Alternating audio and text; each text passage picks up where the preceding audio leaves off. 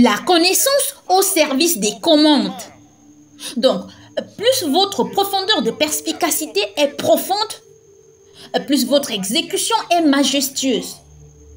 Donc, votre niveau d'exécution est fonction de votre profondeur de perspicacité. Et je dois dire à ce stade que la perspicacité ne peut pas être transmise. Elle doit être acquise par une compétence. Les compétences ne peuvent pas être transmises. Je ne peux pas, par exemple, appeler un de mes fils et je lui dis, viens, j'ai besoin d'un pilote maintenant qui soit ouin. Donc, je te le transmets et tu deviens pilote. Non.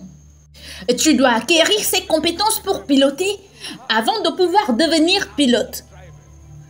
Tu peux imposer les mots à quelqu'un et ensuite il devient conducteur? Non. Il doit acquérir l'art de conduire. Vous ne pouvez pas oindre quelqu'un maintenant, alors il devient maintenant mécanicien automobile et ouvre un atelier. Non. Il doit acquérir les aptitudes. Voici la vérité, en effet. Mon peuple périt faute de connaissance.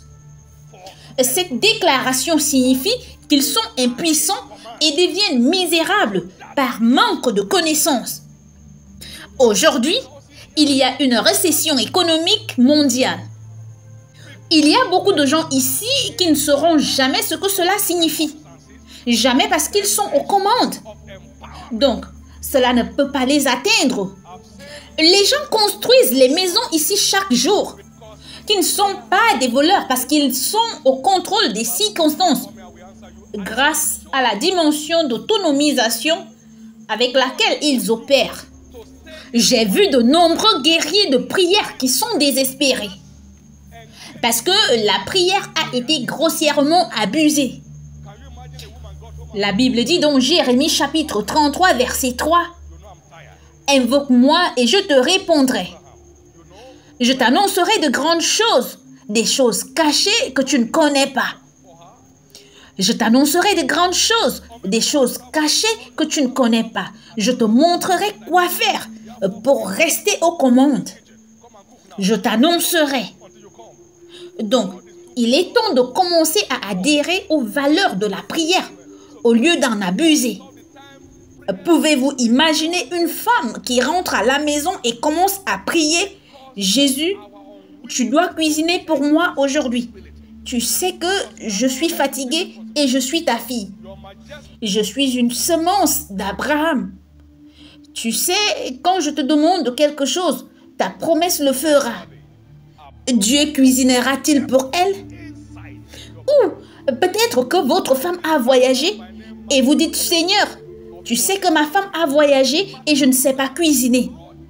Mais j'ai besoin de manger. Donc, les anges de Dieu, venez dans cette cuisine. Venez cuisiner maintenant. Je n'arrêterai pas de prier jusqu'à ce que vous veniez. Dieu est trop occupé pour ajouter votre programme de cuisine à son travail. Amen. Donc, la plupart du temps, la prière est grossièrement abusée à cause de notre refus de prendre la responsabilité. Parce que nous ne sommes pas prêts à prendre la responsabilité. Votre commandement majestueux dans la course de la vie est essentiellement un produit de votre profonde perspicacité dans votre domaine. Il y a ce grand homme du nom de Martin Luther du XIVe siècle. Martin Luther a écrit 98 thèses. Il a marqué le monde et a fait sortir le monde de l'ère sombre. 98 thèses. Ce mouvement de réforme est un produit direct de connaissance. Ensuite, nous avons le grand Martin Luther King Jr. À l'âge de 15 ans, Martin Luther King Jr. est allé à l'université. À l'âge de 19 ans, il est allé au séminaire. Il était tellement chargé qu'il ne pouvait pas rester dans la boîte. Il était l'un des cerveaux les plus chargés. Il ne pouvait pas rester dans la boîte. Il a tendu le cou et a affronté le monstre américain et l'a mis à genoux. L'investissement et la connaissance. Je l'ai répété maintes et maintes fois lors de mon sommet de leadership à travers des nations. Que vous construisez soit une bibliothèque ou alors vous construisez une morgue sans connaître.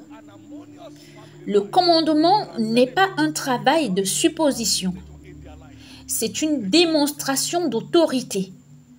Une autorité qui puise sa force de l'intérieur.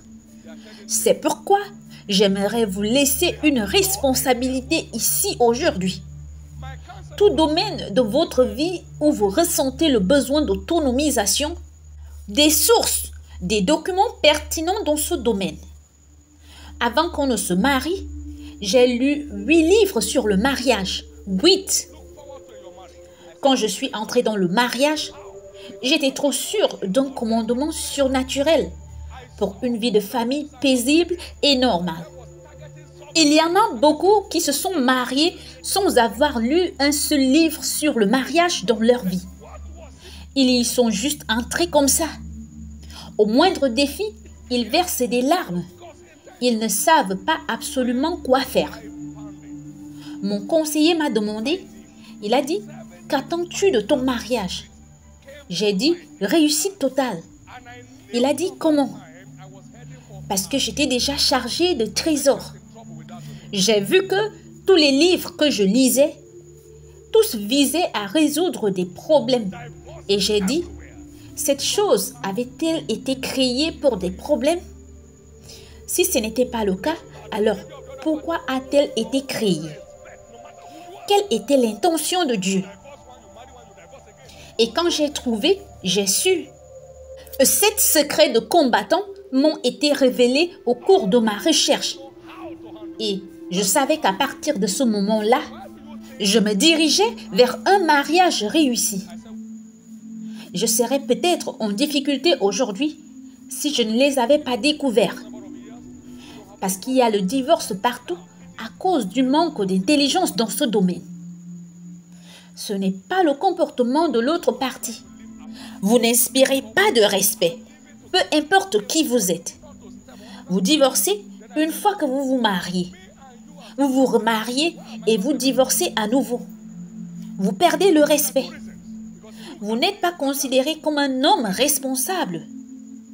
Tout cela parce que vous ne savez pas comment gérer cela. Le conseiller m'a demandé, pourquoi penses-tu que tu auras un mariage réussi? J'ai répondu que nous étions dans la parade nuptiale depuis un certain nombre d'années et nous n'avions aucun problème. Il a dit, il est impossible de se marcher sur les orteils lorsque vous vivez séparément. Mais une fois que vous vivez ensemble, c'est impossible de ne pas se marcher sur les orteils. Et je lui ai dit, vous et moi sommes assis sur le même canapé.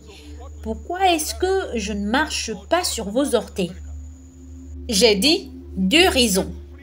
Premièrement, je ne suis pas aveugle. Et deuxièmement, je ne suis pas méchant. Donc, vous n'avez pas de problème d'insolvabilité. Vous n'avez pas juste une vision adéquate. Il n'y a de montagne nulle part. L'ignorance de chaque homme est sa montagne. Il n'y a aucune église où je serai ministre en Amérique aujourd'hui qui sera sur mon CV. Non, je parle en moyenne à 80 000 personnes chaque dimanche. Alors, que ferais-je? Pourquoi est-ce que je devrais écrire cela? Il n'y a pas d'église de cette taille en Amérique, prospère et spirituellement forte. Donc, ce n'est pas là où vous vivez, c'est quand vous vivez. Vous devez acquérir le pouvoir de créer votre impact sur Terre. J'ai reçu un appel. Il y a une nation autour où la famille du président avait des problèmes. Et ils avaient besoin de quelqu'un pour les aider.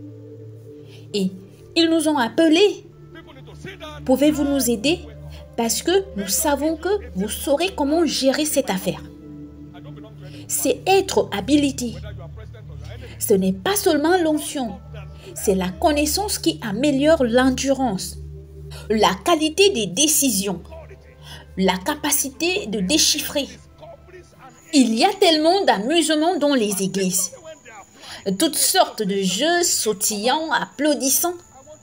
Les gens ont besoin de s'asseoir et de se réveiller. Les gens doivent s'asseoir et se réveiller. Des problèmes importants de ce pays sont résolus chez moi. Je n'appartiens à aucun parti politique, mais que vous soyez président ou quoi que ce soit, à cause du niveau d'autorité enraciné dans les découvertes et la perspicacité, en particulier lorsqu'elle s'applique, elle vous place aux commandes. Je veux te demander aujourd'hui d'arrêter d'attendre d'être habilité. Commence à travailler et acquiert le pouvoir. Vous devez ouvrir votre vie à nouveau et arrêter de penser que quelqu'un d'autre peut le faire pour vous. Nous vivons au Nigeria. Je voyage avec notre propre jet privé depuis 1996. Nous l'avons changé 3 fois. Nous les avons tous achetés en espèces. Le dernier que nous avons acheté, ils ont dit non, ne payez pas tout. J'ai dit que nous payions afin que nous ne devions rien. Lorsque General Motors vendait des avions, le même type d'avion qu'ils utilisent, c'est ce que nous avons acheté. Ce n'est pas l'endroit où vous vivez ou la couleur de votre peau. C'est la qualité de votre raisonnement. De quoi est-il fait? Qu'est-ce qui détermine votre niveau de commandement? Personne ne peut vous aider sans vous. Même mari et femme, si vous êtes tous les deux en classe et que votre femme est allée étudier, alors il vous embrasse et vous félicite. Est-ce que cela est transféré à l'intérieur de vous? Non. Tout sur votre vie est fonction de ce que vous permettez. Si vous échouez, c'est votre faute. Si vous réussissez, c'est votre faute. Donc, vous choisissez quelle faute vous voulez commettre. Je n'ai jamais rencontré un vrai homme pleinement autonome qui n'est pas un rat de bibliothèque, qui n'est pas un apprenant accro. Je faisais un séminaire de leadership dans un pays. Et puis, j'ai laissé ma note à l'hôtel. J'ai oublié ma note et j'en ai pris une autre. Et j'allais enseigner pendant 4 heures. Donc, j'ai demandé que quelqu'un aille la chercher à l'hôtel. Et au moment où la personne était de retour, j'avais presque fini. Mais tout de l'intérieur de cette note, parce que ça venait de moi, ce n'était pas emprunté, était disposé ligne par ligne et précepte par précepte. Au point où, lorsqu'ils l'ont amené, je n'en avais plus besoin. Rien ne donne du pouvoir comme la connaissance. J'ai pris mon temps libre et j'ai étudié l'homme Yonggi de la Corée du Sud avec une grande église. Et quand j'étudiais à propos de cet homme, nous étions moins de 300 dans notre église. Mais de lui, j'ai découvert les détails techniques bibliques pour faire croître une grande église. Alors, j'ai vu une grande église en train de se construire.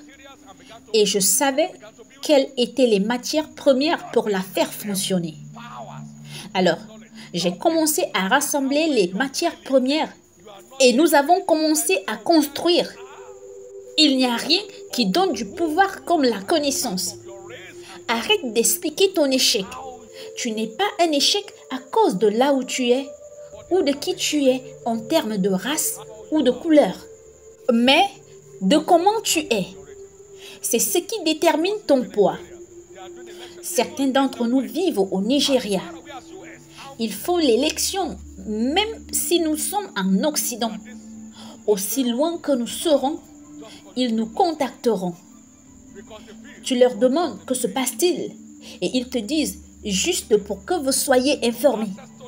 Parce qu'ils savent que vous avez quelque chose à dire à ce sujet. Et votre accès au sommet nécessite que vous soyez habilité.